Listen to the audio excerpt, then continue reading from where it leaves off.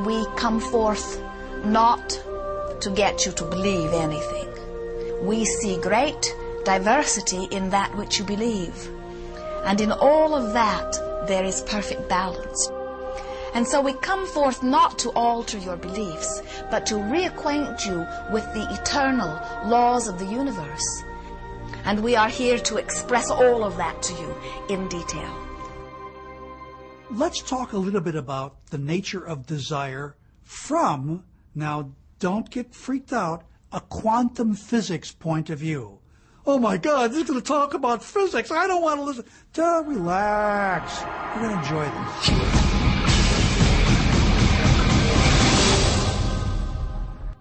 When we look around us, even at our own bodies, what we see is the tip of the iceberg. We could say the classical tip of an immense quantum mechanical iceberg. Everything in the universe is energy. Your body's energy. The room you're living in is energy.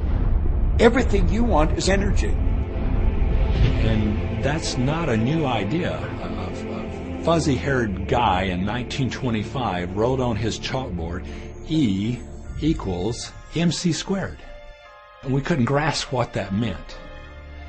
What that says is on one side of the equation is mass and light and everything that we perceive, but it all equals energy.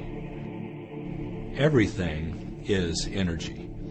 And let me help you understand that just a little bit. There's the universe, of course, and our galaxy, and our planet, and then individuals, and then inside of this body are organ systems, and then there's cells, and then there's molecules, and then there's atoms, and then there is energy.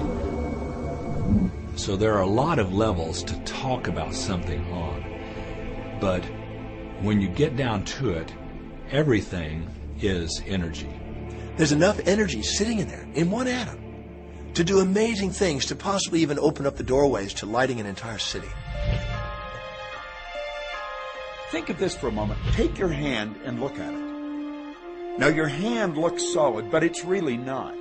If you put it under a proper microscope, you'd see a mass of energy vibrating. And so everything is made up of the exact same thing, whether it's your hand, whether it's the ocean, or whether it's a star. The colored paper with ink on it is not money. It's just energy. And so part of the illusion that we're living in is that, these things are solid. They're not solid. Neither is a piece of wood. Neither is a rock. Get the proper microscope and go and look at a wall. That wall is not solid. That wall is a mass of energy in a very high speed of vibration.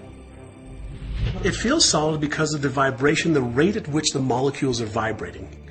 Everything in the universe vibrates. In other words, everything moves. We live in an ocean of motion. You are vibrational beings in a vibrational universe. Many people are not yet ready to acknowledge that they are vibrational. They prefer to see themselves as blood and bone specimens that they see in the mirror.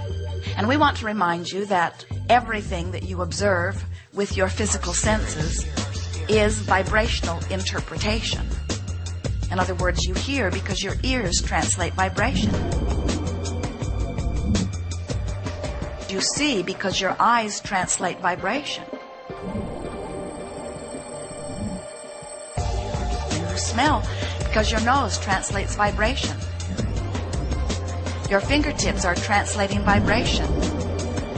Your tongue is translating vibration. All of your senses are about the translation of vibration, and that's why you are able to perceive your environment in the way that you do. So it's very difficult for us as scientists or engineers or medical doctors or anybody to come to terms with the fact that what our senses are telling us is really not the whole story. We've been so taught to live with our physical senses, hear, see, smell, taste, and touch. But our physical senses lie. Our physical senses don't tell us the truth. If you only judge by your sensory factors, you'd believe the sun took a bath in the ocean every night and burrowed through the earth and was reborn on the eastern shore the next morning. I mean, the ancients used to believe that, but now you know better than that. If you judged only by your sensory factors, you'd believe that train tracks met in the distance. But you know better than that, and you turn away from your senses. If you lived only by your sensory factors, you'd believe that a dog whistle made no sound. But you know better than that, so you turn away from your sensory factors and you stand out in your yard and you blow away. And yet how many times, if we're not careful, do we find ourselves living at nothing more than the sensory level?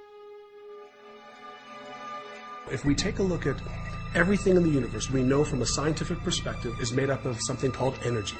So what do we know about the properties of energy? Number one, all energy has a vibration. All energy has a vibration. It emits a frequency.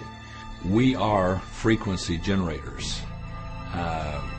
If you get close to someone's skin, you can feel infrared energy being given off. If you look at them, you're seeing light energy given off. We now have scans where you can put a machine around somebody's head instead of putting the electrodes on their head, and perceive and record the energy that their brain is giving off. The most potent form of energy, by the way, is thought. It penetrates all space and all time. Every thought has a frequency. We can measure a thought. What most people don't understand is a thought has a biochemical and bioelectrical property. Every thought, which means it has a frequency. And so if you're thinking that thought over and over and over again, or if you're imagining in your mind, okay, having that brand new car, having the money that you need, building that company, finding your soulmate, if you imagine what that looks like, you're emitting that frequency on a consistent basis. Our job as humans is to hold on to the thoughts of what we want, make it absolute clear in our minds what we want, and from that we start to invoke one of the greatest laws in the universe. You've probably been sitting there wondering, what is the secret? I'll tell you how I have come to understand it.